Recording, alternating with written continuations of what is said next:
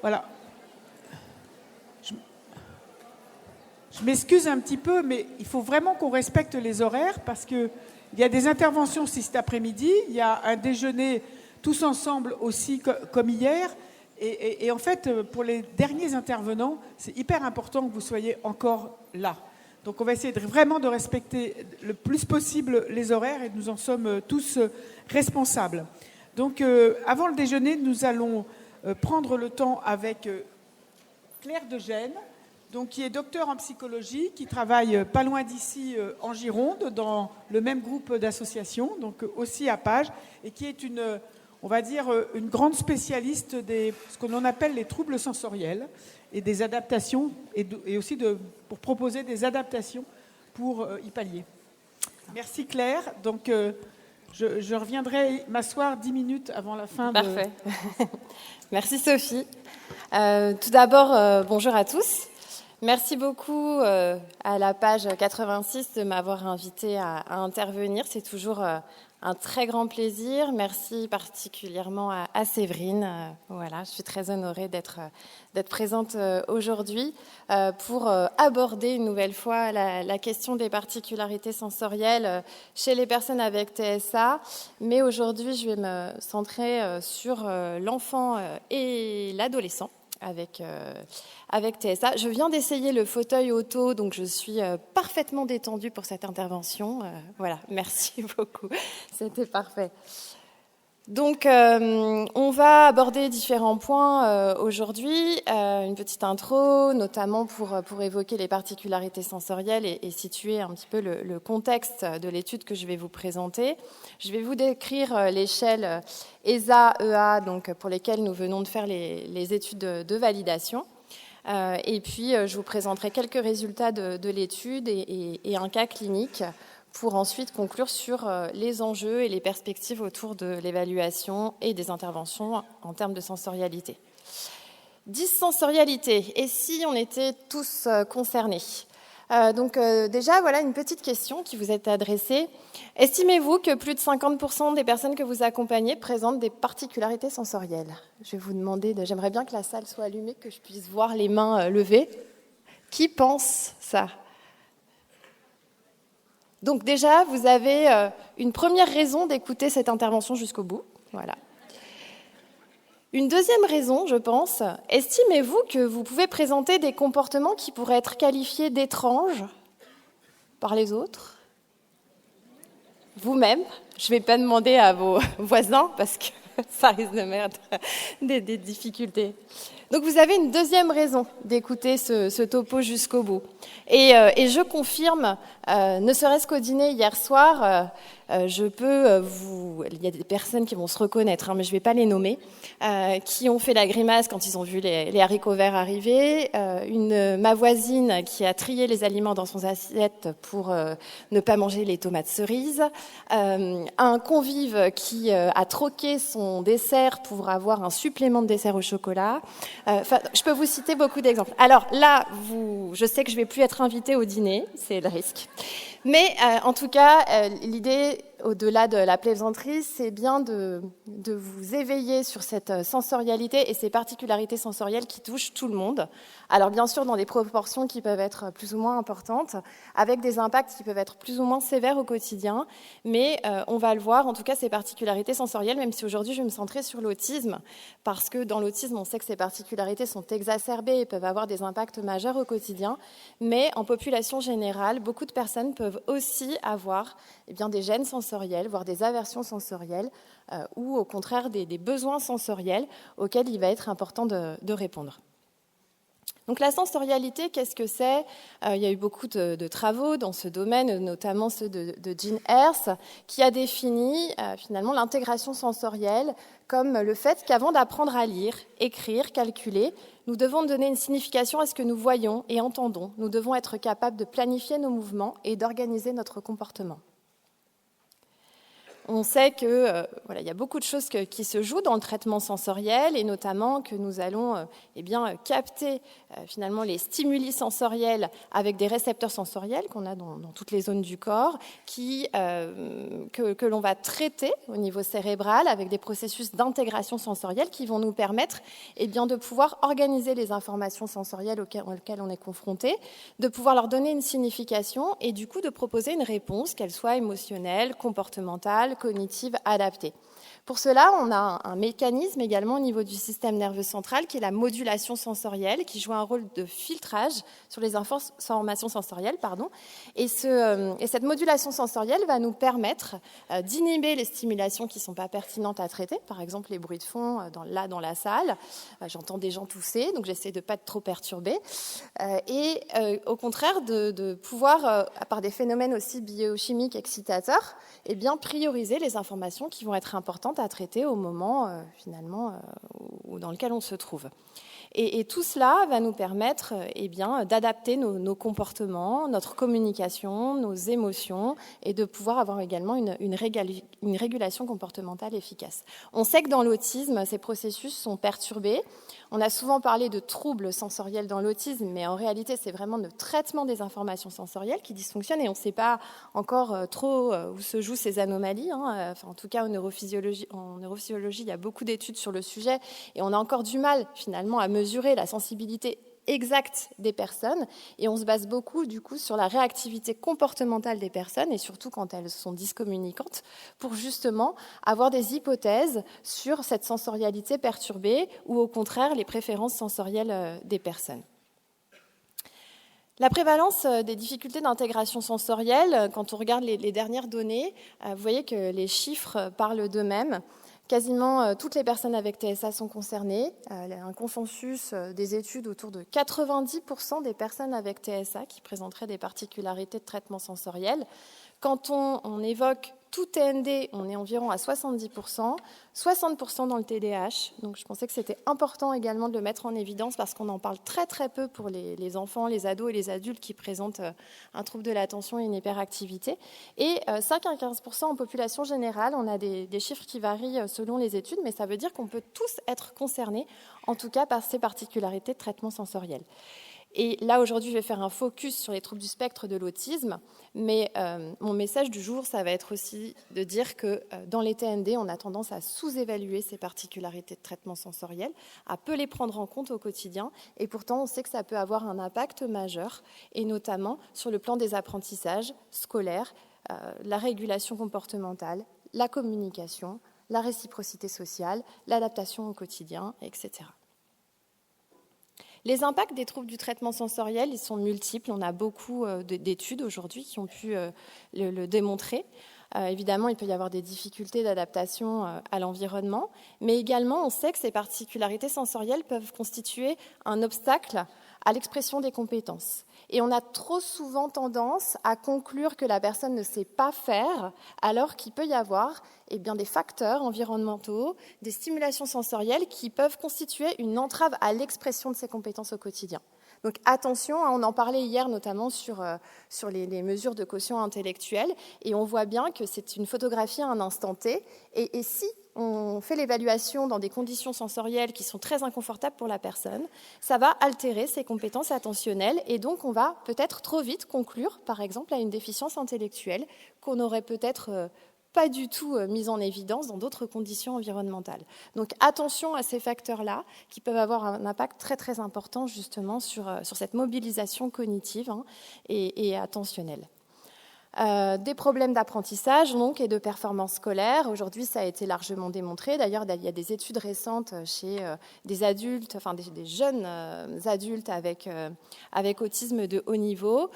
Et on a montré que quand on réadapte l'environnement d'apprentissage, notamment au niveau de la luminosité et au niveau de l'acoustique, on a une amélioration des résultats scolaires, de meilleurs résultats scolaires, des performances scolaires chez les personnes avec TSA, mais aussi chez tous les autres élèves qui ne présentent pas forcément de TND.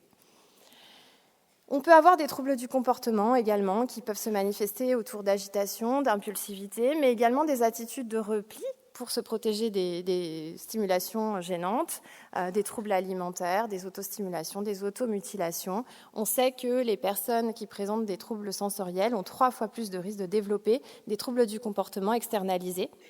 Des modifications physiologiques et psychologiques, notamment du tonus, de la fatigue. Beaucoup de personnes avec TSA, d'ailleurs, l'expriment, cette fatigabilité, ces efforts adaptatifs au quotidien qui épuisent toutes les ressources et qui entraînent du coup ensuite des démobilisations et qui peuvent générer également du stress, de l'anxiété. On sait qu'il y a 4 fois de plus de problèmes émotionnels chez les personnes qui présentent également des troubles du traitement sensoriel. Un impact évidemment négatif sur la participation sociale et donc sur l'inclusion des personnes concernées. Heureusement, j'ai envie de dire, aujourd'hui, les particularités sensorielles, depuis une dizaine d'années, font partie des critères diagnostiques de l'autisme, ce qui a amené, je pense, en tout cas des modifications importantes dans la manière de mener les diagnostics, avec ce qu'on constate maintenant des évaluations sensorielles qui sont quasiment systématiques dans le cadre de la procédure diagnostique, ce qui n'était pas le cas auparavant. Avant, on le faisait que quand on avait un peu une manifestation bruyante des troubles, par exemple une personne qui se tape quand il y a du bruit, et du coup on se disait peut-être qu'il y a des perturbations sensorielles. Or, des attitudes de repli, de retrait peuvent être aussi l'expression de ces particularités de traitement sensoriel.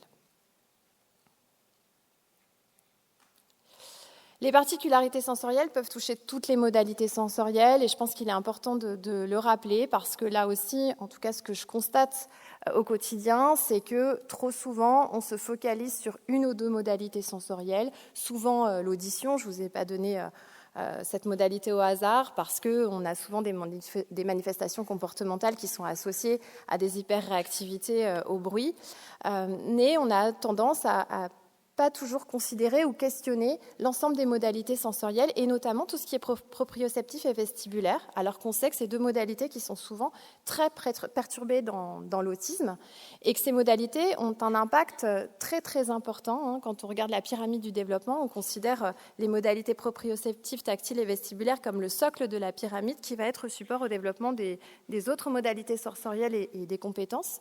La proprioception, c'est tout ce qui est perception de la musculature, c'est ce qui va nous permettre d'adapter nos positions, notre tonus aux situations qu'on rencontre. Et la perception vestibulaire, c'est la perception du mouvement et de l'équilibre. Donc il peut y avoir des hyper et des hyporéactivités chez toutes les personnes avec TSA. Et souvent, ce qu'on constate, c'est une coexistence de ces hypo et ces hyperréactivités, donc un manque de réponse aux stimulations, ou au contraire des réactions excessives à certaines stimulations. Moi, de manière un petit peu naïve, quand j'ai commencé mon travail de thèse de doctorat en 2010, je me suis dit, je vais essayer de voir si les personnes avec autisme sont hypo ou sont hyper.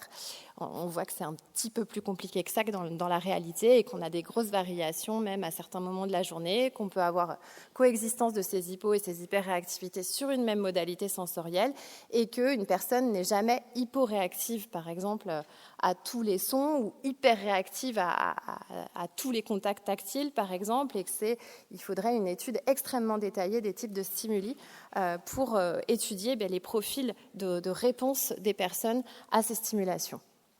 Néanmoins, l'idée, ça va être d'essayer de dégager des tendances qui vont nous permettre de mieux adapter l'accompagnement au quotidien. Donc, en résumé, une forte prévalence des particularités sensorielles en population générale, qu'il ne faut pas négliger, une grande majorité des personnes avec TSA, voire toutes concernées, quel que soit, on le verra, mais le profil développemental, des effets néfastes sur le développement, et notamment, je le rappelle, mais les perturbations sensorielles et motrices sont souvent les premiers signes d'alerte pour les professionnels de santé, qui peuvent être des signes précurseurs d'un développement autistique ultérieur, même si hier on parlait des particularités motrices, est-ce qu'elles sont spécifiques de l'autisme? Et on disait non, elles ne sont pas forcément spécifiques de l'autisme, c'est la même chose sur les particularités sensorielles. Néanmoins, ça doit orienter les professionnels de santé, les familles, vers des atypicités, en tout cas en termes développemental, qu'il ne faut pas négliger au quotidien. Une méconnaissance encore, je dois le dire, des professionnels de santé, de l'éducation, et là je parlerai notamment du milieu scolaire, et dans les familles de ces particularités et de l'impact de ces particularités. Moi je rencontre beaucoup de parents qui me disent mais On a besoin d'avoir ces éléments de connaissance parce que quand mon enfant refuse, par exemple, que je lui fasse un bisou, moi, je le prends comme un rejet affectif, alors que c'est peut-être strictement sensoriel et ça n'a rien à voir avec l'attachement de l'enfant avec son parent. Donc, il y a vraiment une sensibilisation à faire, y compris dans les écoles où ces particularités sont, à mon sens, insuffisamment prises en compte, notamment pour aider les élèves aussi à mieux investir les apprentissages académiques. Une absence de pharmacothérapie aujourd'hui autour de ces aspects sensoriels et la nécessité d'études complémentaires pour évaluer les effets des thérapies dites d'intégration sensorielle, puisqu'aujourd'hui, les études ont un niveau de preuve insuffisant pour qu'on puisse démontrer l'efficacité de ces thérapies. Et en France, il y a très très peu d'études encore sur le sujet, donc voilà, il y a un champ là très ouvert en termes de recherche. Et là, je vais faire un petit focus sur les AEA. Alors, les AEA, qu'est-ce que c'est ? J'adore cette couverture, j'espère que vous aussi. On a la couverture, on n'a pas encore le manuel, donc voilà, c'est déjà pas mal. Donc, évaluation de la sensorialité dans l'autisme, enfants et adolescents. Je remercie les éditions Au Greffe. Donc, j'ai un conflit d'intérêt direct. Bon, comme ça, il est annoncé, évidemment, puisque je suis un des co-auteurs de l'outil et que l'outil va être publié aux éditions Au Greffe courant 2025. C'est une étude qui a démarré finalement en 2010 avec mon travail de thèse de doctorat, dont Marion Wolf et Jean-Louis Adrien étaient les co-directeurs de thèse. Donc une thèse qui a été réalisée sur l'évaluation des particularités sensorielles chez les adultes avec autisme et handicap intellectuel associés et l'impact de ces particularités sensorielles sur l'émergence des troubles du comportement. Donc j'étais très contente que les A n'existent que chez les adultes. C'était un peu une fierté. Pourquoi ? Parce qu'on est très peu de chercheurs à s'intéresser particulièrement aux adultes et surtout les adultes avec handicap intellectuel, à part Séverine ici présente, Eric Ouillet qui sera là cet après-midi et moi-même, on n'est pas beaucoup à s'intéresser aux adultes. Donc là, vous allez avoir une surreprésentation des chercheurs qui s'intéressent à l'adulte avec TSA en France aujourd'hui. Mais en général, en fait, il y a un grand champ d'études sur l'enfant et les adultes avec autisme dit sévère intéressent souvent moins les chercheurs parce que c'est aussi plus compliqué d'avoir des cohortes un peu homogènes de sujets pour mener ce type d'études. Mais donc pendant longtemps, les A n'a existé que pour les adultes et puis devant l'intérêt des professionnels surtout, donc c'est grâce à vous, l'engouement en me disant mais moi je l'utilise auprès des enfants et je trouve que ça serait bien d'avoir des normes de validation, on s'est dit ça serait quand même un chouette projet de poursuivre l'étalonnage de l'ESA chez les enfants et chez les adolescents. Donc on a proposé ce projet à Au Greffe et les éditions Au Greffe nous ont suivis. Donc ça fait quelques années maintenant qu'on a démarré cette étude et là on vient de terminer les études de validation. Donc la description de l'ESA-EA, que rechercher ? L'idée de cet outil, c'était toujours, à mon sens, d'avoir un outil qui soit simple, accessible, utilisable pour les professionnels, les familles, que ce soit un outil aussi de partage pour questionner ces particularités sensorielles chez les adultes, mais maintenant chez les enfants et chez les adolescents également. Donc je voulais un outil qui soit facilement utilisable, facilement accessible par les professionnels de santé et les familles. Avec aussi un souci de dire très souvent en fait les outils existants se focalisent sur ce qui fait trouble, ce qui fait gêne pour les personnes et j'étais convaincue qu'il fallait aussi rechercher les forces sensorielles des personnes accompagnées. Quels sont leurs intérêts sensoriels, quels sont les stimuli qui procurent de l'apaisement, qui peuvent procurer du plaisir, quelles sont les stimulations finalement ou les modalités sensorielles qu'on pourrait utiliser comme des compétences chez les personnes accompagnées.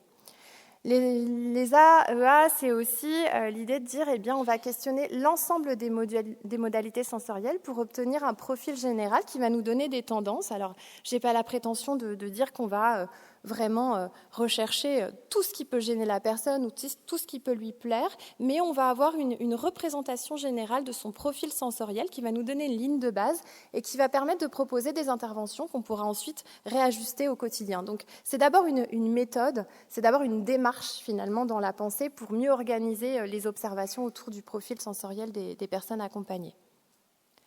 2 modalités de passation, et ça c'était un souci que j'avais aussi autour de cet outil parce que ce que je constatais, c'est que trop souvent, les profils sensoriels des personnes accompagnées étaient réalisés sur la base d'une hétéroévaluation, donc en interrogeant l'entourage, et très très peu avec une observation directe. Donc l'idée, ça a été de créer un temps d'évaluation directe standardisé avec des objets sensoriels qui ont été sélectionnés. Alors parfois on me dit pourquoi avoir choisi ces objets-là et pourquoi pas d'autres, et pourquoi pas, effectivement. On aurait pu choisir d'autres objets. Puisqu'il y a beaucoup finalement de stimuli qui pourraient être utilisés au cours de l'ESA. Mais l'idée d'avoir une malle standardisée avec un certain nombre d'objets prédéfinis, ça permet aussi d'avoir un cadre pour l'évaluation, une méthodologie dans la manière de mener l'évaluation. Et ce n'est pas une fin en soi. Ça veut dire aussi que moi j'aime bien dire, on va tirer des fils dans le cadre de l'évaluation et ensuite on ira plus loin et on affinera les connaissances qu'on a autour de la personne si on arrive à dégager des intérêts sensoriels lors de l'évaluation initiale. Cette évaluation directe, elle peut être complétée par une évaluation indirecte. Et là, on va interroger des personnes de l'entourage qui côtoient l'enfant dans sa vie quotidienne. Et moi, j'aime bien l'interdisciplinarité. Donc, on va croiser les regards pour s'accorder sur une représentation collective. Et si on n'est pas tous d'accord, c'est pas très grave. C'est pas une vérité. On fait une évaluation sur la base d'une observation comportementale. Donc, ce qui exprime la personne n'est pas forcément ce qu'elle ressent réellement. Et ça, d'autant plus si la personne n'a pas accès au langage oral, bien évidemment. Mais ça va nous donner, en tout cas, une ligne, une base sur laquelle on va pouvoir s'appuyer pour peut-être construire des hypothèses et ensuite mettre en place des interventions. Donc une évaluation indirecte qui est souvent menée du coup, avec les professionnels, par exemple, qui côtoient l'enfant, mais aussi avec les parents, enseignants, en tout cas toutes les personnes qui peuvent se mobiliser autour de la personne accompagnée et qui la connaissent dans son milieu de vie et dans sa vie quotidienne. 8 items. Je voulais un outil rapide à utiliser, simple, accessible. L'objectif, pour moi, dans un établissement où quand on accompagne 20, 30 personnes, c'est pas d'avoir une ou deux évaluations très poussées et très creusées, c'est d'avoir une ligne de base pour tout le monde. Avoir une évaluation sensorielle initiale qui va nous permettre de définir finalement les priorités. Est-ce qu'il y a des personnes qui sont plus vulnérables sur le plan sensoriel que d'autres et qui nécessitent justement un accompagnement plus rapproché et des adaptations plus spécifiques dans leur accompagnement. Donc 8 items évalués, un pour chaque modalité sensorielle et un item auquel je tiens beaucoup qui évalue la réactivité générale. Et là, ce n'est pas la moyenne finalement des autres modalités sensorielles, mais c'est bien la représentation globale qu'on a de la personne autour de sa sensorialité. Est-ce que c'est quelqu'un qui a l'air plutôt d'être hyper réactif aux stimuli ou plutôt hypo ou qui a des grosses variations? Donc c'est ça qu'on va rechercher. Donc l'ESA EA va permettre d'évaluer la sévérité des troubles de réactivité sensorielle pour chaque modalité. On va obtenir un score de sévérité des perturbations sensorielles qui peut être pour chaque modalité 0, 1 ou 2. 0 qui correspond à une absence de perturbations sensorielles, 1 des perturbations légères à modérées et 2 des perturbations sévères. On va additionner les scores et on va obtenir un score de sévérité globale qui va nous permettre de situer la personne dans une sévérité, une intensité des perturbations sensorielles. Donc soit elle va avoir une absence de perturbations sensorielles si le score est de 0, si le score est de 1 à 8, des perturbations légères à modérées, et au-dessus de 9 à 16, on va être dans un profil sensoriel sévèrement perturbé.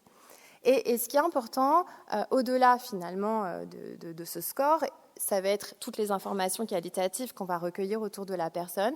Et puis surtout, moi j'aime bien l'idée d'outils d'animation environnementale dans cette perspective d'usage interdisciplinaire, c'est-à-dire que le fait même de se questionner sur les particularités sensorielles de l'enfant, de l'adolescent qu'on accompagne, va changer la manière dont on va l'observer et va changer la manière dont on va l'accompagner. Même si on n'a pas toutes les réponses, même si on ne peut pas coter un item à un moment donné, moi ce que j'aime bien, c'est que souvent il y a des professionnels ou des familles qui me disent je ne savais pas trop, par exemple, ce qui pouvait, sa réactivité au niveau olfactif. Et en fait, depuis 15 jours, du coup, j'ai regardé plus attentivement et je vois que de temps en temps, il peut sentir préférentiellement certaines odeurs du quotidien, etc. Et ça, c'est intéressant, en fait. C'est ce que ça génère comme mouvement dans l'accompagnement pour les personnes qui côtoient l'enfant ou l'adolescent dans sa vie de tous les jours. Le matériel de l'outil, un manuel, voilà, qui sera bientôt rédigé, je vous assure. Un cahier de passation et de cotation qui nous permet de coter les items et qui nous permet de réunir toutes les observations qualitatives qu'on peut faire, une feuille de synthèse des cotations, et puis une malle sensorielle pour l'évaluation directe. Alors voilà à quoi ressemblent les cahiers de cotation qui vont peut-être un petit peu varier pour la version enfant, parce que j'ai d'autres idées, donc ils vont un petit peu bouger, mais c'est un peu la dynamique. Et voilà le matériel. Vous pouvez voir d'ailleurs sur le stand d'Ogreffe, vous avez quelques objets sensoriels qui ont été amenés. Pas toute la malle sensorielle parce que c'est assez imposant. Mais en tout cas, voilà, l'idée, ça a été de choisir des objets qui ont des propriétés sensorielles assez contrastées pour voir s'il y a des différences de réactivité. Par exemple, ce que j'aime bien faire, si on évalue la réactivité tactile, c'est proposer une stimulation avec, par exemple, un tissu ou une balle très douce, et puis ensuite proposer quelque chose de très rugueux, proposer quelque chose de mou, et puis quelque chose de dur, proposer au niveau des odeurs, une odeur du quotidien, par exemple, et une odeur pas du tout familière. Et en fait, on va voir si on a une différence de réactivité et si on peut avoir des comportements de préférence sensorielle ou au contraire d'évitement sensoriel. Donc on va proposer des mises en situation à l'enfant, l'adolescent par le biais de cette stimulation qui vont être support à la relation, et ça je trouve ça extrêmement intéressant aussi parce qu'en général c'est un partage aussi vraiment une rencontre avec l'enfant, l'adolescent, voire l'adulte qu'on accompagne, et j'aime bien dire qu'on va utiliser les stimulations sensorielles comme des médiateurs relationnels, surtout avec des personnes qui ont des niveaux cognitifs bas et une absence d'accès au langage oral, où parfois on a peu finalement, on n'arrive peu à dégager de centres d'intérêt. Repasser par ces stimulations sensorielles, en général, ça va permettre justement de créer un lien relationnel sur un versant assez agréable. Mais il m'arrive aussi de le faire avec des personnes qui ont un plus haut niveau de développement. Et en général, de toute façon, le sensoriel, c'est une thématique qui rassemble et qui plaît à la fois aux professionnels, aux familles et aux enfants, adolescents concernés. Donc l'idée, c'est qu'on va proposer un temps d'attention particulière. Ce terme, je le dois à des professionnels des masses dans laquelle je travaille. Il y a 3 professionnels qui sont présents, qui se reconnaîtront dans la salle. Et j'aime beaucoup cette idée de temps d'attention particulière qu'on propose aux personnes concernées via ces médiateurs sensoriels. L'évaluation indirecte, elle, va reposer sur l'observation de la réactivité sensorielle de l'enfant, de l'adolescent dans son milieu de vie habituel, dans sa vie de tous les jours. Elle est fondée donc sur la connaissance qu'on a de la personne. Et l'objectif, ça va être de recueillir au cours d'un entretien qui va être conduit par un professionnel dit coordonnateur, les observations donc quant à la réactivité sensorielle de la personne dans son quotidien, sur des actes de la vie quotidienne comme la toilette, les repas, etc. Il me reste que 10 minutes, là c'est dramatique. Un item qui est extrait de l'ESA, voilà, juste pour vous montrer dans la forme, et puis le système de cotation donc, qui va de 1 à 3. Mais je vais passer parce que je voudrais vous présenter quelques résultats de l'étude. Donc 101 enfants et ados avec TSA ont pu être évalués, et 22 enfants et adolescents neurotypiques pour avoir un groupe contrôle âgé de 2 à 17 ans, une étude multicentrique qui a impliqué des équipes de structures sanitaires et médico-sociales.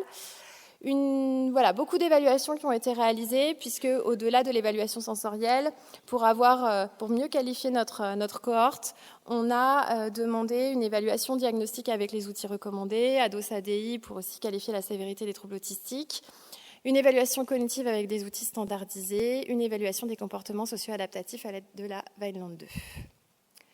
Un travail collaboratif. Je remercie toutes les équipes qui se sont impliquées. Je sais que je leur ai demandé beaucoup de travail. Je sais que j'ai envoyé 40 mails parfois pour avoir les résultats et que dans le quotidien des équipes, c'était un travail supplémentaire. Mais voilà, je les remercie pour leur implication, particulièrement les établissements de la page 86 qui ont été extrêmement moteurs. Voilà, Mélanie, Fanny, merci beaucoup en tout cas d'avoir été un grand soutien pour réaliser ces évaluations. La population, voilà les résultats qu'on a obtenus, en tout cas pour qualifier les caractéristiques de la population. Donc surtout des garçons, comme vous voyez, 81% de garçons et 19% de filles, avec des groupes d'âge assez homogènes pour les tranches d'âge. On a fait des tranches d'âge de 5 ans, 6-9 ans, 10-14 ans et 15-17 ans, la tranche d'âge 15-17 ans étant sous-représentée. Des troubles qui ont été qualifiés de légers à modérés, plus présents chez les garçons, 43%, et des troubles plus sévères, concernant la sévérité des troubles autistiques, plus présents chez les filles. Concernant les comorbidités qu'on a évaluées, on a vu que 58% de l'échantillon présentait un trouble associé, et donc un trouble du développement intellectuel principalement, avec également des enfants pour lesquels un TDAH avait été mis en évidence, une absence de comorbidité pour 16% de l'échantillon uniquement, et deux comorbidités associées pour 18% de l'échantillon, mais je pense que les comorbidités restent sous-évaluées et que certainement, avec des évaluations complémentaires, on aurait eu plus de comorbidités. Donc les caractéristiques de l'échantillon, pour résumer, voilà ce que je vous ai dit. Ce qui est important également, c'est que la sévérité du trouble autistique est en relation avec la sévérité du trouble du développement intellectuel, puisqu'on voit que les personnes en général qui ont des troubles autistiques légers sont aussi celles qui ont des troubles du développement intellectuel légers, et que les troubles autistiques sévères sont plutôt associés à un trouble du développement intellectuel moyen, grave ou profond. L'étude des scores sensoriels, on a eu un seul sujet avec une absence de perturbation sensorielle. 41% des enfants et adolescents évalués avaient un profil légèrement à moyennement perturbé et 59% un profil sévèrement perturbé. La relation donc, entre le genre, l'âge et le score total des sévérités, ce qu'on a vu au niveau du genre, pas de différence significative dans les perturbations sensorielles entre les garçons et les filles, mais un effet notable de l'âge sur les scores sensoriels. Les plus jeunes obtiennent des scores plus élevés par rapport aux plus âgés et ont plus de perturbations sensorielles donc, que leurs aînés. Sur le trouble du développement intellectuel, ce qu'on a pu constater, c'est un effet significatif également de la sévérité du trouble du développement intellectuel. Plus le TDI est sévère, plus les scores moyens de perturbation sensorielle augmentent aussi, effet qu'on n'avait pas trouvé chez les adultes. La relation également entre les comorbidités et le score total, ce qu'on voit, c'est que donc le TDI se détache fortement des autres types de comorbidités, puisque c'est là qu'on a, pour les personnes qui ont un trouble du développement intellectuel, qu'on a les scores de perturbation sensorielle les plus sévères.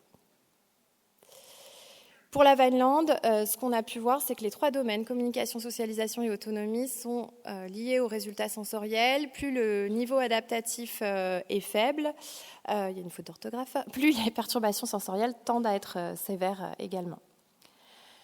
Concernant l'étude de validité et qualité psychométrique de l'ESA, on est très content puisqu'on a eu des résultats extrêmement satisfaisants, une excellente fidélité, une bonne validité structurelle de l'échelle, et on a pu mettre en évidence 3 sous-groupes pour les enfants les plus perturbés au plan sensoriel, c'est-à-dire que chez les enfants moins perturbés au plan sensoriel, on n'a pas de typologie sensorielle particulière, alors que chez les enfants et adolescents plus perturbés au plan sensoriel, on a finalement des typologies de perturbations particulières, notamment des enfants qui peuvent avoir un profil de perturbation olfactive et gustative au premier plan, un autre sous-groupe d'enfants qui ont des perturbations auditives et vestibulaires au premier plan, et un profil proprio, tactile et visuel pour un troisième sous-groupe d'enfants. Je voulais vous montrer une petite vidéo. J'ai le temps, Sophie ? Donc, s'il vous plaît, est-ce que vous pouvez passer la vidéo pour illustrer un petit peu justement... Ah, d'accord. La dynamique de l'évaluation. Donc là, je remercie Astrid Bélanger, psychomotricienne, qui a accepté d'être filmée pour l'évaluation, et les parents d'Enzo qui ont également accepté cette vidéo. Je voulais vous montrer un petit peu la dynamique. L'idée, c'est de proposer l'évaluation dans une salle qui est la plus épurée possible sur le plan sensoriel pour mobiliser l'enfant, l'adolescent, uniquement sur les stimulations proposées. Et on va proposer les objets sensoriels modalité par modalité. Évidemment, si on repère des gênes sensorielles importantes, des aversions, on va changer de proposition. Donc il n'y a pas d'attente de résultats. Contrairement aux autres évaluations qu'on peut réaliser, là l'idée c'est vraiment un partage autour de médiateurs sensoriels avec l'enfant, l'adolescent concerné. Donc là du chaud, du froid qui peuvent être proposés également.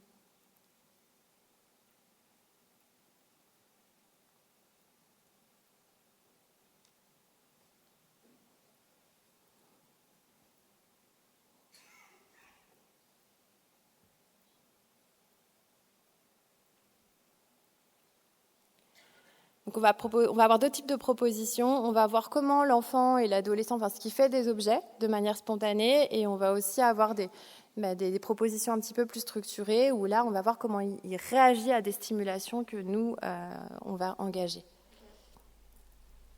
On a quelques stimulations olfactives qui sont proposées.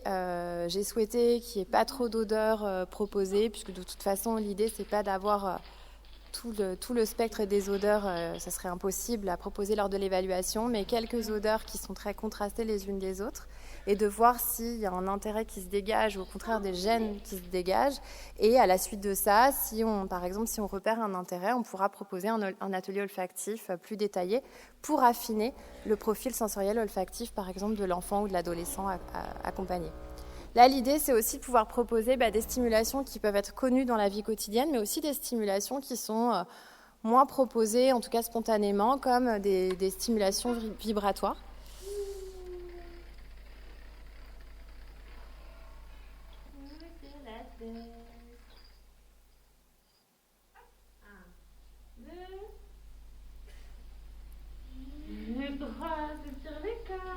Une couverture lestée.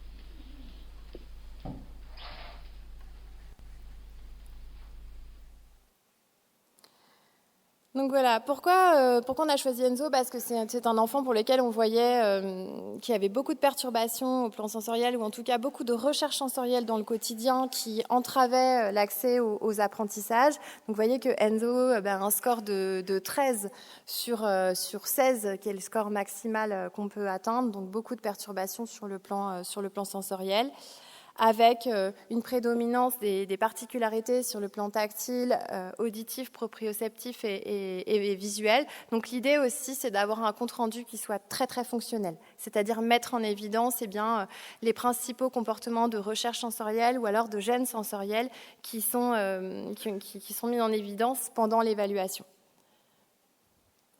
À partir de cette évaluation, on va élaborer un programme d'accompagnement sensoriel personnalisé avec des aménagements, des actions qui vont être mises en œuvre dans le quotidien pour chaque modalité sensorielle identifiée comme modalité cible lors de l'évaluation sensorielle. L'idée, ça va être de proposer des activités sensorielles tout au long de la journée, c'est-à-dire de répondre aux besoins sensoriels de l'enfant, de l'adolescent, en introduisant des activités d'éveil sensoriel ou des activités qui peuvent avoir une fonction calmante et qui vont permettre de réguler finalement la sensorialité de l'enfant dans sa vie de tous les jours. On va moduler de manière optimale le type de nourriture sensorielle à proposer, le contexte, l'heure, la durée d'utilisation à partir des observations et des déductions qui ont été réalisées.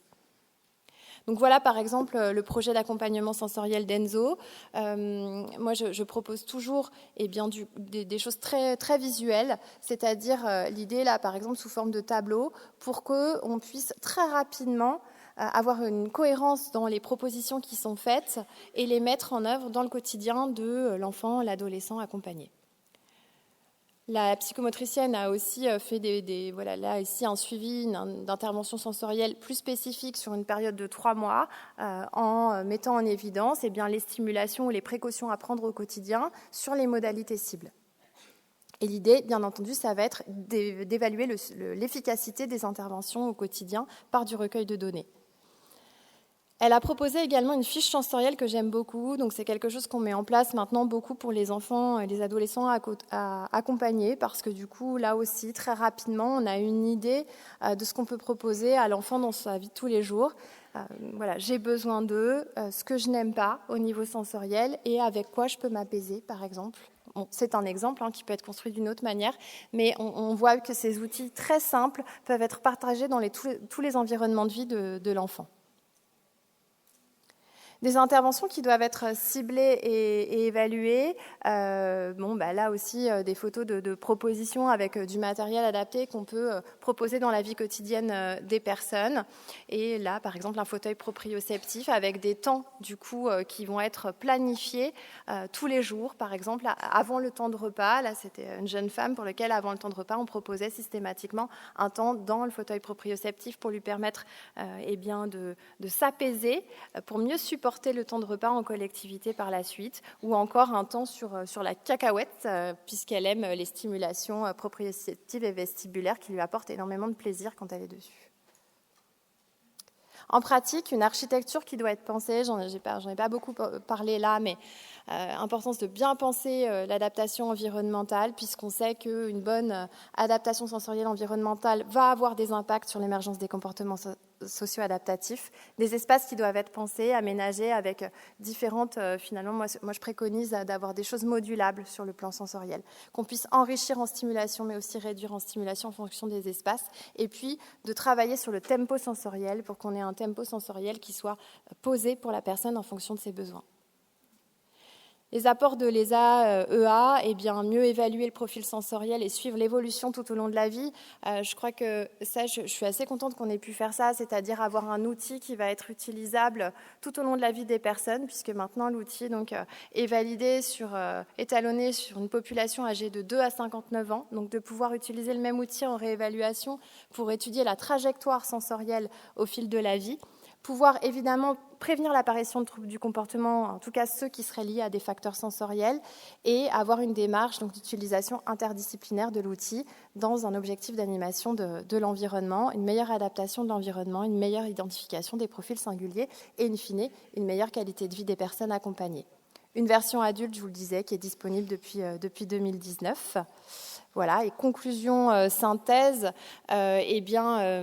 on sait que ces particularités, donc je vous le disais en introduction, mais restent sous-évaluées dans le TSA et plus globalement dans les TND, avec des impacts négatifs sur la vie quotidienne, dans toutes les sphères, dans tous les domaines finalement de fonctionnement de la personne, et que l'évaluation sensorielle reste un enjeu majeur lors du diagnostic, des évaluations du fonctionnement, pour élaborer des programmes d'accompagnement sensoriel, adapter les interventions au profil des personnes et mieux organiser l'environnement de vie des personnes.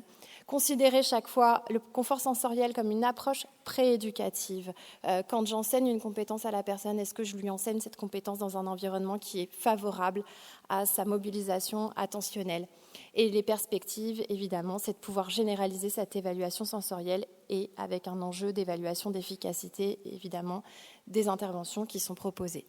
Je remercie évidemment Marion Wolf et Jean-Louis Adrien avec lesquels je travaille depuis 2010 et qui sont toujours là, avec énormément d'engagement et de motivation dans le projet. Donc c'est vrai que c'est extrêmement stimulant. Je remercie également Romain Taton, qui est docteur en psychologie et qui travaille beaucoup sur la sensorialité, qui m'a énormément aidée pour le recueil de données, le jour, la nuit, le week-end et les jours fériés. Donc merci à Romain. Et je remercie les éditions Greffe de nous avoir soutenus dans ce projet. Merci à vous.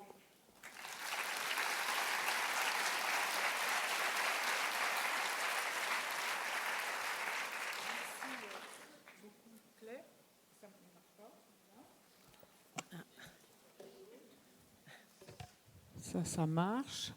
Oui, en fait, sur le programme, je ne sais pas pourquoi tu as été privilégiée, il y avait 1 heure. Ah.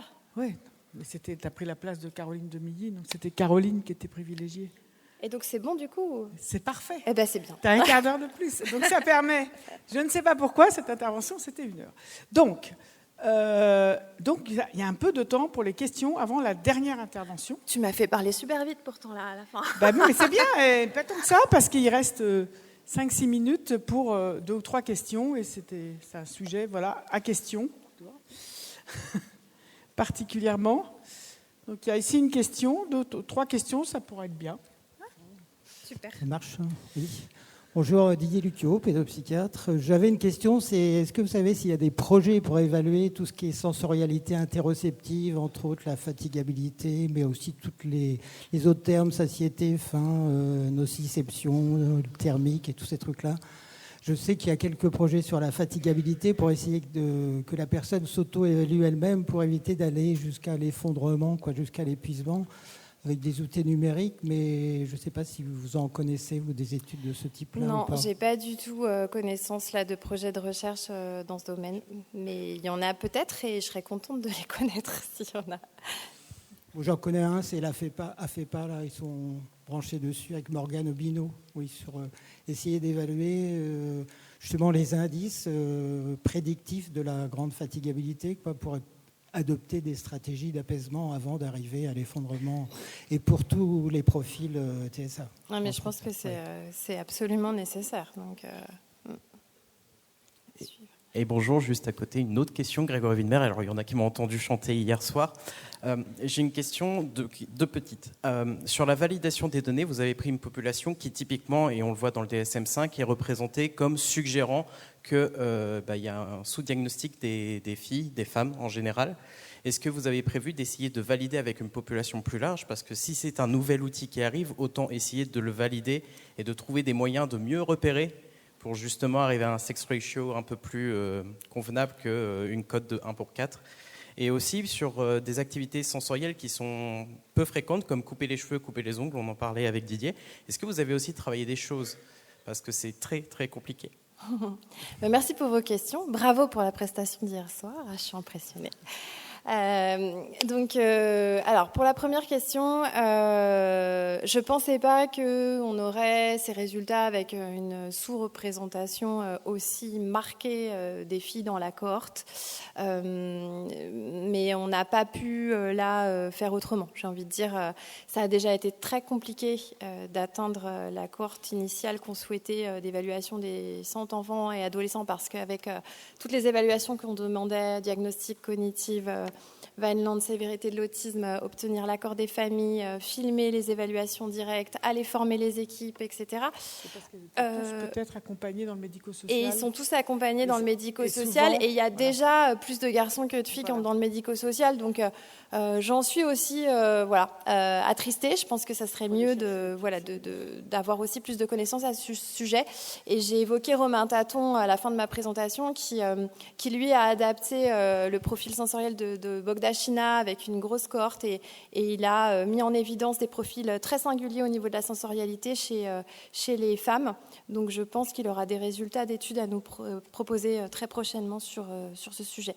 Concernant ce que vous évoquez dans la vie quotidienne, oui, c'est un enjeu majeur et justement, le problème aujourd'hui, c'est qu'on n'a pas... Donc il y a beaucoup de protocoles d'habituation ou de régulation des stimulations, en tout cas quand il y a dans le cadre d'hyperactivité tactile par exemple et proprioceptive, mais aujourd'hui les résultats des études, on le voit bien, hélas, parce qu'on y travaille beaucoup en ce moment, les résultats des études ne témoignent pas d'effets très significatifs et j'en suis vraiment attristée, voilà, parce qu'au niveau individuel, en fait, quand on voit les études de cas uniques, on a des effets probants, on a des personnes concernées et des parents qui expriment très bien que grâce à des protocoles spécifiques d'habituation, eh bien, il y a finalement moins d'hyperréactivité, plus d'acceptation des stimulations ou des soins du quotidien, mais ça n'apparaît pas dans les études qui sont réalisées à plus grande échelle. Les Après, résultats... ça tombe sous le bon sens, ouais, l'habituation. C'est ça. Ouais, quelque part, de se faire examiner les dents 10 fois par an. Si on n'a pas mal aux dents, ça permet, le jour où on a mal aux dents, d'être plus disponible. Mais je pense qu'il faut du coup repartir aussi des stimulations, des préférences sensorielles des personnes, et puis surtout d'avoir des habituations qui soient graduées. Parce qu'on a eu tendance à un moment à dire on va emmener tous les samedis matins l'enfant au supermarché et puis il va s'adapter parce que le monde réel est comme ça et qu'il faut s'y adapter. Ça ne marche pas, ça c'est sûr que ça ne fonctionne pas. Partir de ce que peut supporter la personne et petit à petit lui permettre de s'y habituer, de voir jusqu'où on peut aller, on va avoir beaucoup plus d'effets, en tout cas, observés. Merci. Une autre question? Bonjour, Anaïs Béliard, psychologue à la masse UNAPI et à PageIH. Du coup, c'est un outil qu'on utilise beaucoup à la masse, qu'on apprécie grandement pour son utilisation facile. Du coup, on l'utilise aussi en dehors de la maison TSA. Et je voulais savoir s'il y avait une envie peut-être d'ouvrir les étalonnages justement sur d'autres publics, comme le polyhandicap ou la déficience intellectuelle. Voilà. Oui, alors il y a l'envie, il y a la vraie vie. Oui, on l'utilise, merci déjà de l'utiliser et puis pour vos retours positifs. On l'utilise beaucoup dans le polyhandicap.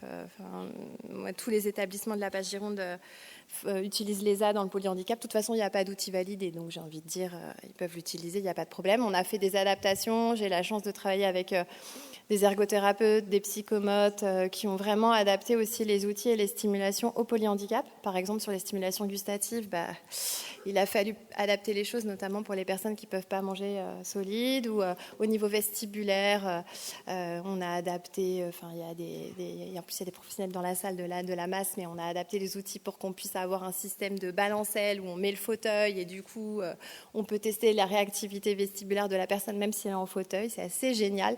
Donc on a plein d'idées. Maintenant, voilà, là, pour venir à bout déjà de l'étude de validation chez les enfants TSA, ça a été assez long. J'aimerais aussi dans le TDAH, parce que je pense que ça serait chouette de mettre en exergue voilà, les particularités sensorielles dans le TDAH, dans le polyhandicap. Je sais aussi qu'il y a un ergothérapeute qui m'a contacté, qui utilise l'ESA en EHPAD auprès de personnes âgées. Il m'a dit que c'était super. Je suis très contente en fait que ça me dépasse un petit peu, mais je pourrais pas moi valider. S'il y a des envies, on peut en discuter. Voilà. Une dernière question. Oui, dernière question. Docteur Saravan. Claire. T'es où, Théa? Je te vois pas.